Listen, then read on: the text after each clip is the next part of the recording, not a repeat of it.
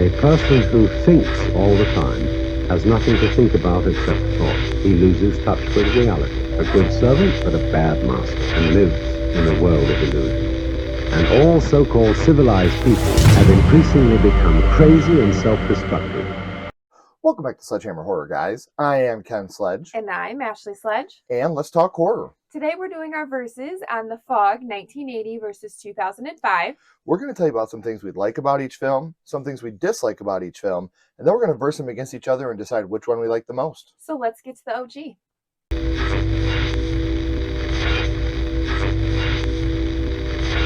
So we know the OG takes place on 21st of April. So we thought the perfect day to release it would be 21st of April. Okay, tell your story already. 11:55. Almost midnight. In all seriousness, though, the opening monologue, it is one of the positives of the movie. It definitely gets you into the story. I enjoyed it. It genuinely is one of the best parts of the movie, in my opinion. This movie does have the longest title sequence of all time. Throughout the whole title sequence from beginning to end, it's over 10 minutes long, taking place during the movie. And some of the scenes, they just drag. There's a scene where you have the clerk just sweeping forever. And it's like, okay, like we don't need to watch someone sweep. I do that enough. So we just showed you that. That was sped up, and it still took that long. There's a lot of very long and awkward fade outs throughout the movie. Very un-John Carpenter-esque fade outs, to be honest with you. Yeah, because usually, I mean, fade outs, in my opinion, are just lazy. Like, and there's a lot of long, drawn out ones where you're like, what were they doing here? Yeah, it definitely isn't something John Carpenter normally uses in his movies. Right. We have the priest. He's reading out of the journal that he found. And I think this is one of the best parts of the movie too. Yeah, this is great. Like he's kind of getting the information of what really went down, and he's freaking out. And then you do have the shots of the fog. Now, while some of the shots don't hold up that great, I think that some of the shots of the fog in this movie actually look really, really good when you're watching it back on a replay in 2024. Yeah. So there's definitely beautiful shots of like the coastline and the tree line, the ocean. The ocean, it looks so beautiful. But there are some bad visual effects that don't hold up. They unfortunately. Do not hold up. Yeah. We should probably say that we're not fog purists. So we're giving this our honest opinion. I know that it sounds like we're just bashing the film at this point. Yeah, but when we get to the verses part, we are going to talk a lot more positively about this film. But in the meantime, Stevie's a terrible mom. There's a part where her son calls her, and he's like, "Mom, can you come and get me?" And she's like, "I can't leave the radio station." It's like, he's in trouble. Yeah. Like, what do you mean you can't leave the radio station? I mean, she's a single mom. It sucks, but... And Adrienne Barbeau is amazing. Yeah, she's so amazing. Another one of the things I really enjoyed about this movie are the like ghosts that are in the church that looked really well. And it's creepy, actually. Anytime you get any type of horror inside of a church, I think it's amazing because the church is supposed to be your sanctuary. It's like a sacred place that you're not supposed to be able to get. Evil is supposed to penetrate that. So I agree. I think that it's really cool when you get those shots of the ghosts, pirates inside of the church. So those are some of the things that from the original Fog that we could talk about. Now because these movies are very, very similar. So let's get into some of the remake and some of the scenes from that stuck with us.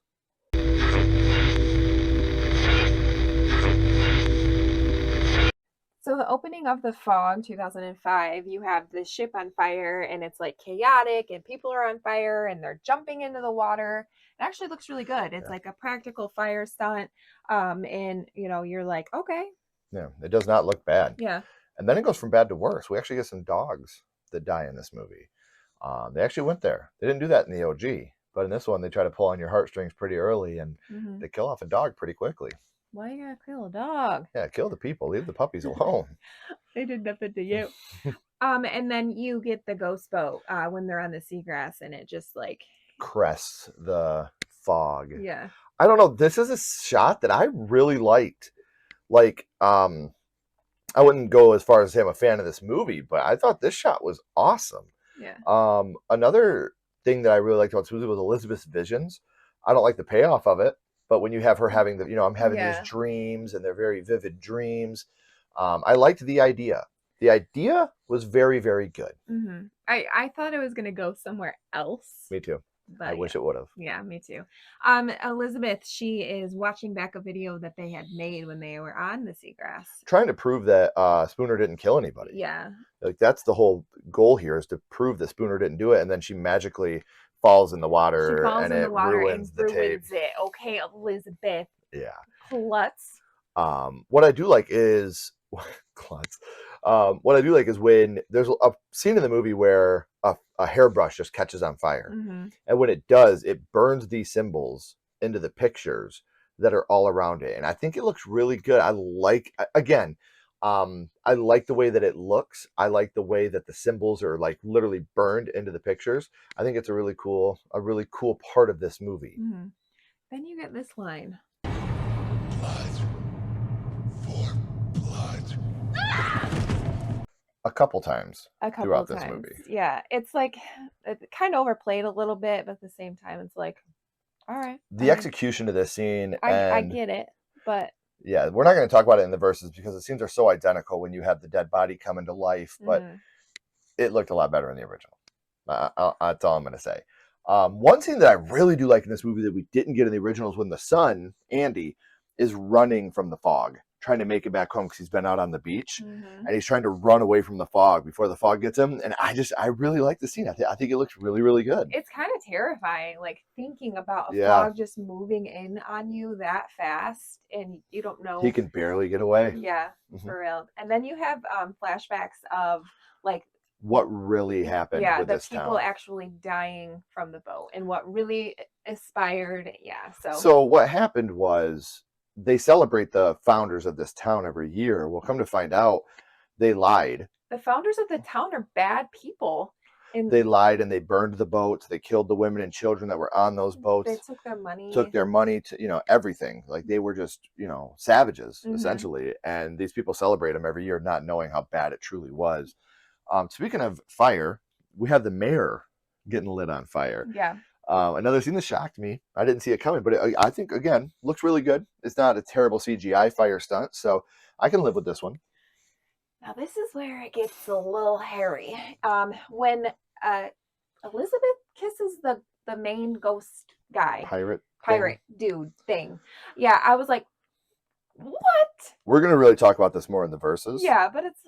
But right when it happens, you're like, what the hell are we doing here? Like, wait, what? Yeah. So yeah, we do have a shot of a ghost pirate kissing a human girl. So that's always cool. So, that's some of the things about the fog. Again, this part, talking about 1980 and 2005, it's really hard to talk about different scenes because a lot of these are pretty similar. Yeah. So the ones that are different, we are going to talk about now. We're going to verse these against each other and figure out which one we like the most.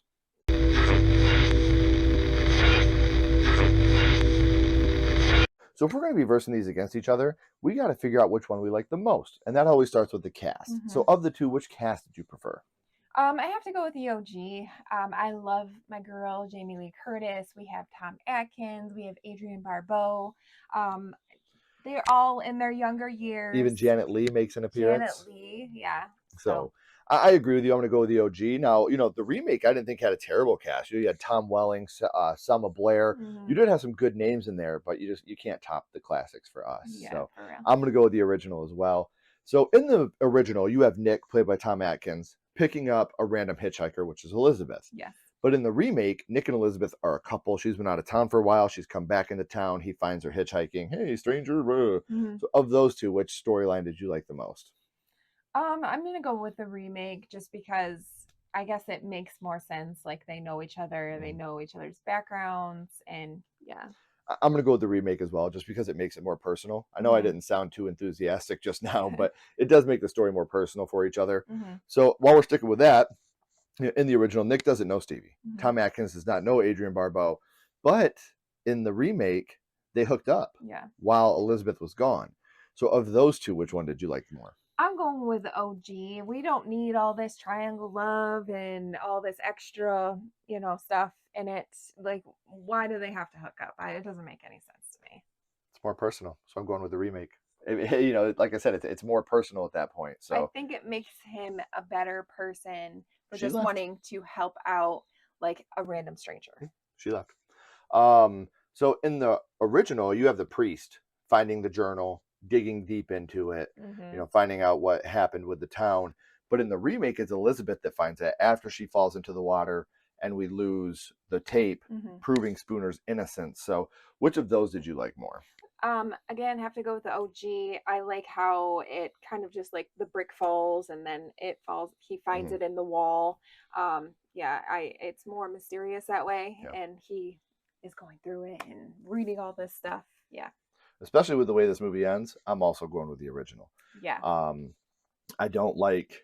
Well, because it doesn't really make sense for her to find it for who she really is. Right. Yeah, it really doesn't make much sense coming to the end of the story. She should have already known where all this was, but we'll get into that in a minute. One of the cooler moments of both movies is the deaths on the ship. So in the original, you have the pirates coming on. I know they might not really be pirates, guys, but I'm calling them pirates. Like you have the hook that gets the guy, and the guy that gets stabbed. I know. I just had people tell me they're not pirates, but to me they're pirates. And then in the remake, like you get the girls that are thrown through the window. You get the one guy that has the knife go through, and then the girls are also later on found in the fishing nets. Yeah. When they're pulling the fishing nets up. So of the two, which one did you like more? I like the OG for the fact that they're like mysteriously in the fog. You only get like shots of like the hook or the whatever the knife that they're stabbing them with. You don't really see who the you can leave it to your imagination. Yeah, you don't know who the villains are exactly, and I like that they use the fog to hide them, to conceal their identities. Yeah, I'm gonna go with the original as well. I just think it looks better overall. I think that the remake is a little maybe scarier, just because of how epic it is. Yeah, with the girls getting thrown through the windows and then found in the fishing nets. Like that's terrifying to me. Any type of drowning is scary, but I think it looks better in the original. So while we're on the deaths on the ship, everyone dies on the seagrass in the original. However, in the remake, Spooner gets in the freezer and he survives, but he's frozen, and then he unthaws and he's fine. So Philip J. Fry. But of these two, in 3000, he wakes up in the year 3000. So, do you like the idea that everybody dies on the seagrass, or that Spooner survives being frozen in the freezer? I'm going with the original just because it makes more sense. Like, who's gonna be defrosting? Like, what is going on here? I'm also going to the original. Now, look, we know he wasn't deeply frozen. We get that, but it's still ridiculous how he looks. I think his heart would have stopped by that time. Honestly, I'm no doctor, but I think his heart would have been stopped by then. So, in the original, you have the sign that they found on the beach catching on fire. In the remake, you have the brush. I mean, again, it's pretty similar with the scenes. But of the two, which one do you like more? I like the sign from the boat that catches on fire because it was from the boat. I know the brush was too. They both were swept up onto shore, but it was like part of the boat. Right. So I feel like it goes with the story more. I'm also going to go with that. I like the aftermath of the brush more. Yeah. When you have the signs on the pictures, but with the actual fire starting, I think it really looks better with the sign. So I'm going to go with the original as well. Okay. Now in the original, another death I want to talk about, you have Dan, he opens the door at the weather station and he gets pulled out into the fog. Or in the remake, you have Dan set on fire and thrown back through the station. So of those two, which one did you like the most? I liked how he got thrown through it because we get to see it, and I like to see some stuff and especially happening with him on fire. Anybody that gets lit on fire and thrown around is they're all right in my book. Yeah. So I'm gonna go with the remake as well. Okay. Just because it's a lot more visually pleasing.